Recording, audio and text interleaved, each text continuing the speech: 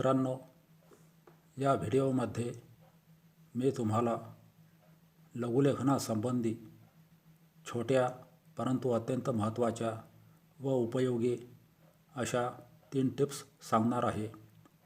चला तर मग पाहूया. टिप्स क्रमांक 1. मित्रांनो, लघुलेखनाचे डिक्टेशन घेताना संकेतरेखांचे द्विकरण व अर्धीकरण यांचे योग्य ते तारतम्य ठेवून संकेताकृतींचा आकार हा नेहमी छोटा काढावा. तसेच 2 संकेताकृतींमधील अंतर कमीत कमी ठेवावे. यामुळे तुमच्या अमूल्य वेळेची बचत होऊन एकाच पानावर तुम्ही जास्तीत जास्त लघुलेखन करू शकाल व वारंवार स्टेनो डायरीची पाने पलटविण्याकरिता लागणाऱ्या वेळेचा अपव्यय टाळू शकाल. टिप्स क्रमांक 2.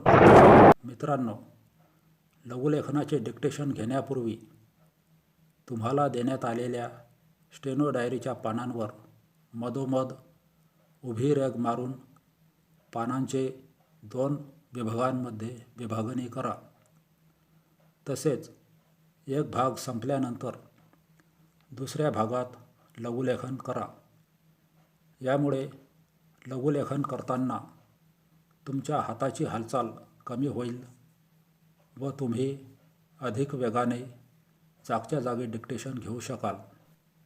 टिप्स क्रमांक 3. मित्रांनो, लघुलेखनाचे डिक्टेशन घेण्यास सुरुवात करण्यापूर्वी तुम्हाला देण्यात आलेल्या स्टेनो डायरीच्या प्रत्येक पानाच्या खालील डाव्या कोपऱ्यामध्ये छोट्या छोट्या दुमडा घाला.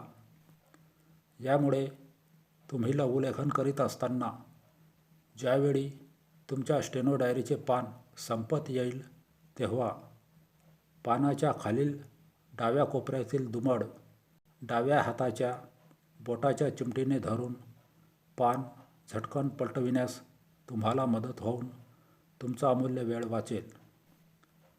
मित्रांनो, सदरचा व्हिडिओ आपणास माहितीपूर्ण व उपयोगी वाटल्यास कृपया कमेंट करून कळवा आणि स्टेनो स्टॅमिना बूस्टर चॅनेलला सबस्क्राईब करण्यास विसरू नका.